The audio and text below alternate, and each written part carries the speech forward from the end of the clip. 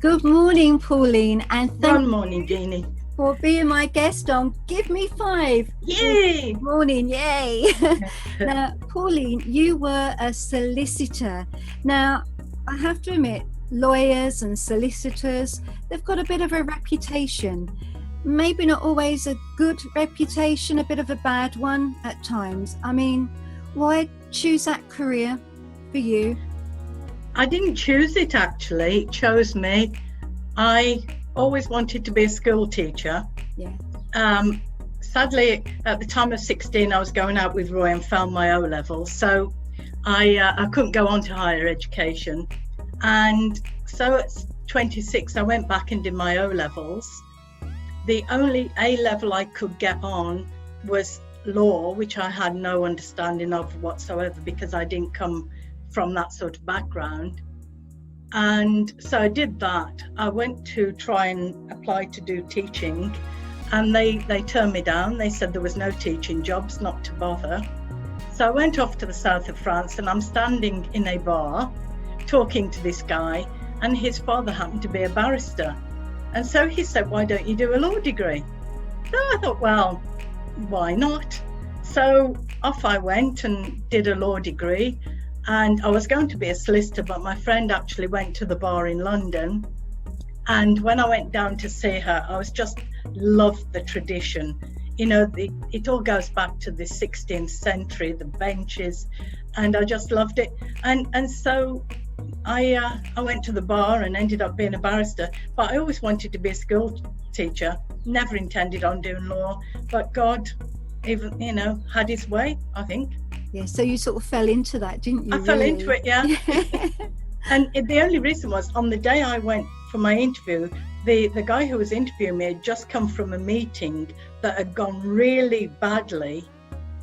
And that's when he said, "Look, there's going to be no jobs." If I hadn't have gone on that day after that meeting, I may well have ended up being a teacher. Yeah, possibly. But God steered me away. He did, didn't he, Pauline? So you must have dealt then, Pauline, with some difficult cases during your time. Tell us a bit about that. Yeah, I work for the Crown Prosecution Service, and Right. so if you understand that everybody that is charged by the police goes to court, and every case that is charged is handled by obviously the Crown Prosecution Service. So we would deal with anything from drunk and disorderly Yes. to murder. I think the worst cases are obviously the murders and the abuse on children. They are the most heart-wrenching ones when you have to read the statements of what children have been through at such a young age. Those are the ones that you really have to fight against. Yeah, that's serious stuff as well, isn't it? Yeah. Now, rumour has it, Pauline, right? Is it true that you have made men cry? In my defence, Jeannie, I was not a Christian at that time. Okay. I thought I was, but I wasn't. And so in my legal capacity, I was known by women to be assertive, but by men to be aggressive. Right. Okay. I just thought I was assertive and firm. So there are times in court when I have made the defendants cry in the dock. Yes. Okay. So how has God changed you then, Pauline? Oh, he, I say I sort of grew up believing I was a Christian, but obviously I wasn't. And because of the background I came from, which was not a rich one, and then going into the career I did, I found my self-worth in my status, my possessions, my house, the things that I did. Although I was married, I was separated from Roy, so I was a high earner, single, and if I wanted champagne, I would just buy. I did not know the price of anything. Whatever I wanted, I used to go to the opera, I used to go to the ballet, and that was what made me feel important because of the background that I'd come from.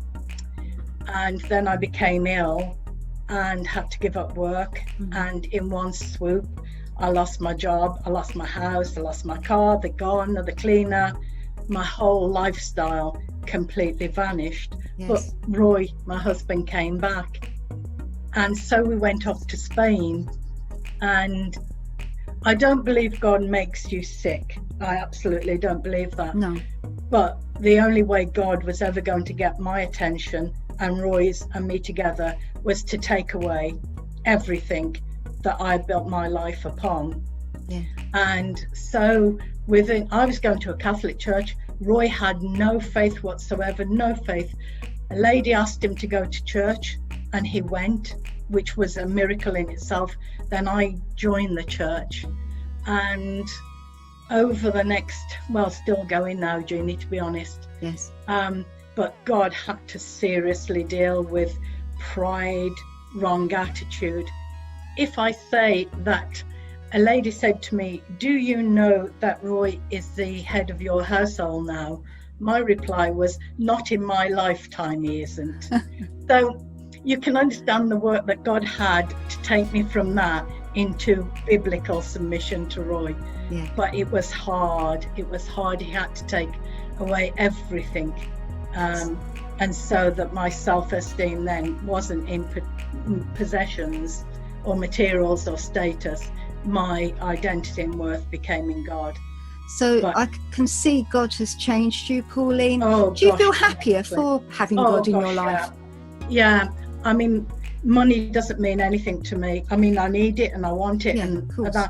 But you know, if I've got something, somebody wants it, they can have it. I have no attachment to anything at all, because all I need is God. And you know, patience and grace weren't my forte. You know what I mean? Yes. If I had something to say, I said it, but not in a godly way, because I couldn't deal with conflict, so it would come out in more aggressive. So he's had to really almost, there were times when I thought he was ripping my heart out. It was so painful, but he had to take me right down and heal me of wounds as well, heal me tremendously. And I can see that God has done that kind of work in you from what you're saying. So would you say then, what would you say to people today? Would you say that God is relevant for today, and how? I think he's more relevant today because I believe that we're all built with a void inside us, and that void is for God to fill. That relationship for God, I believe that's in us, because obviously God created us. And what I see happening is, because people don't know how to fill that void, they fill it with drink, drugs, addiction, material possessions, thrills, but it never satisfies them. And I can vouch for that, because I would have whatever I wanted but still not feel satisfied or fulfilled.